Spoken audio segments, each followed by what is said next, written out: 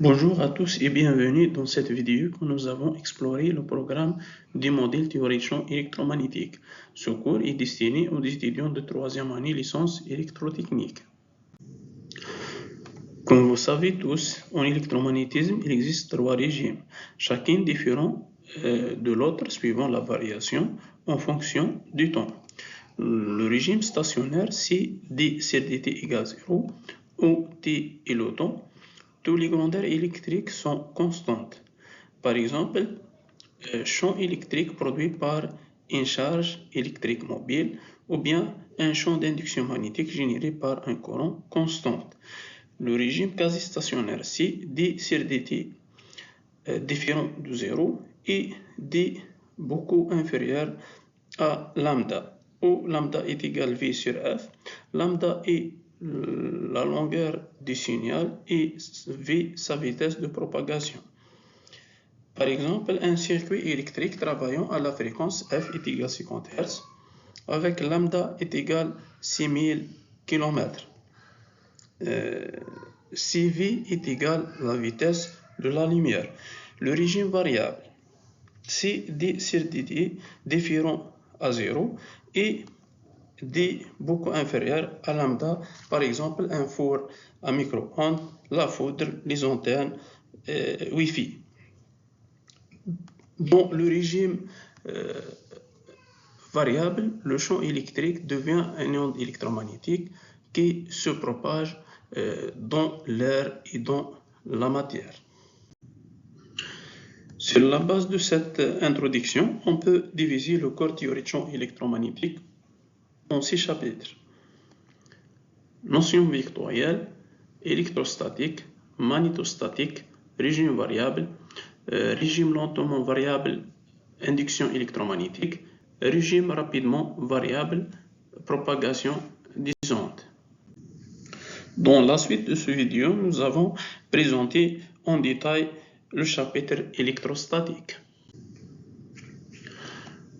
Comme définition, l'électrostatique est le domaine de la physique qui étudie l'ensemble des phénomènes créés par des charges électriques et mobiles. À partir de cette définition, nous pouvons conclure que les charges électriques statiques constituent la source des phénomènes électrostatiques. Loi de Coulomb de charges électriques ponctuelles Q1 et Q2 placées dans le vide exercent l'une sur l'autre une force appelée force électrostatique. La force exercée par la charge Q1 sur la charge Q2 est donnée par la loi de Coulomb. On définit le champ électrique E produit par la charge Q comme suit. On a F est égal Q fois E, donc E est égal à 1 sur 4 pi epsilon 0, U sur R carré fois le vecteur unitaire UR, l'unité du champ électrique est le volt par mètre. Le champ électrique E en un point M produit par la charge Q est radial. Sa direction passe par la charge. Son amplitude varie avec l'inverse des carrés de la distance de la charge. Le champ électrique est donc d'amplitude constante sur des sphères centrées en Q. Le sens du champ électrique est dirigé vers l'extérieur de la charge, CQ supérieur à 0, et vers l'intérieur, CQ inférieur à 0. Champ électrique créé par un ensemble de charges. Dans le cas où le champ est créé par plusieurs charges, Q1 jusqu'à Q1, l'intensité égale à la somme vectorielle des intensités dues à chaque charge. Champ créé par une distribution linéaire de charges.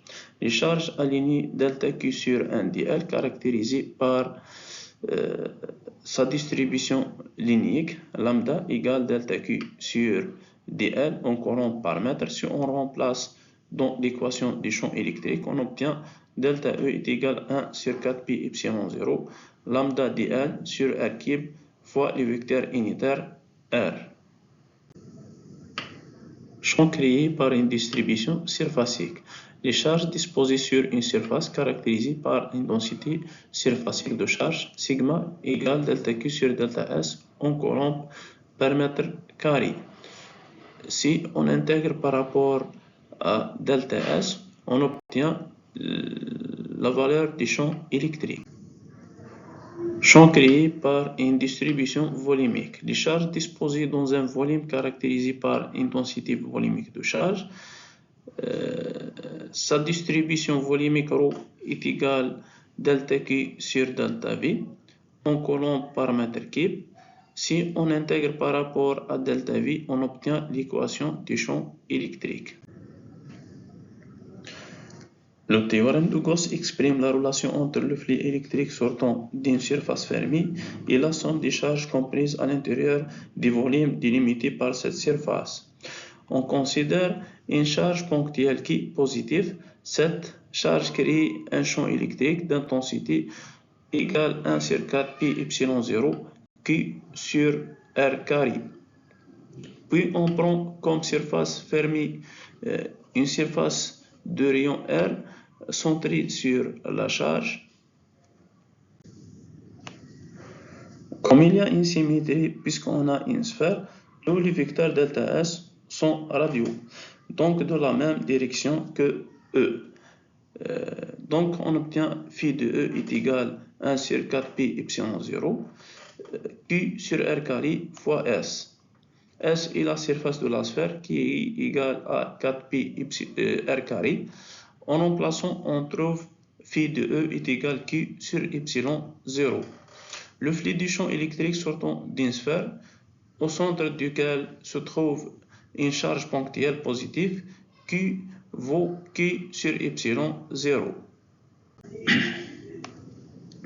Pour une surface fermée renformant une charge Q1 jusqu'à Qn, le flux du champ électrique sortant d'une surface fermée est égal à la somme algébrique des charges comprises dans le volume délimité par la surface divisé par la permittivité du vide si la charge Q est répartie dans l'espace selon une densité volumique de charge ρ. Nous avons Q est égal à l'intégrale triple ρ dV. Donc le théorème de Gauss peut être écrit comme suit. En utilisant le théorème de la divergence, on peut écrire l'intégrale fermée E ds est égale à l'intégrale triple dE dV égale 1 sur epsilon 0, l'intégrale triple ρ dV. On obtient l'équation de Maxwell-Gauss électrique qui constitue la forme locale du théorème de Gauss. Div E est égal à ρ sur epsilon 0. Cette équation relie E aux charges qui constituent les sources du champ électrostatique. Les lignes du champ électrique sont des lignes tangentielles au vecteur champ électrique. En chaque point, elles sont orientées dans le sens de E. On prend l'exemple des deux droites parallèles de charges opposées. Potentiel électrique scalaire. Un champ électrique E créé par une charge qui en deux points, E est égal à 1 sur 4 pi epsilon 0 R sur R cube. On a moins R sur R cube est égal à grade 1 sur R. Donc E est égal à moins grade Q sur 4 epsilon 0 1 sur R. Si on pose V est égal à Q sur 4 epsilon 0 1 sur R plus constante, où V est le potentiel scalaire électrostatique créé par la charge Q à la distance R. E est égal à moins grade V. Cette relation montre que le champ électrique dérive d'un potentiel électrique. On peut écrire de manière équivalente que le champ électrostatique est à circulation conservative, c'est-à-dire qu'il satisfait la relation intégrale suivante. Le potentiel électrostatique créé par une distribution discrète des charges V de M est égal à 1 sur 4 pi epsilon 0. La somme algébrique de I est égale à 1 jusqu'à N QI sur RE plus constante. Le potentiel électrostatique créé par une distribution linéaire de charge V de M est égal à 1 sur 4 pi epsilon 0, l'intégrale de lambda dl sur R. Et le potentiel électrostatique créé par une distribution surfacique de charge V de M est égal à 1 sur 4 pi epsilon 0, intégrale double sigma ds sur R. Le potentiel électrostatique créé par une distribution volumique de charge V de M est égal à 1 sur 4 pi epsilon 0, l'intégrale triple rho dV sur tau. Surface équipotentielle. On dit qu'une surface est une surface équipotentielle si le potentiel est le même en deux points de la surface. V est égal Q sur 4 pi epsilon 0, 1 sur R. Exemple pour une charge ponctuelle Q, V est égal constante pour R est égal constante. Cet exemple montre que les lignes de champ sont perpendiculaires aux surfaces équipotentielles.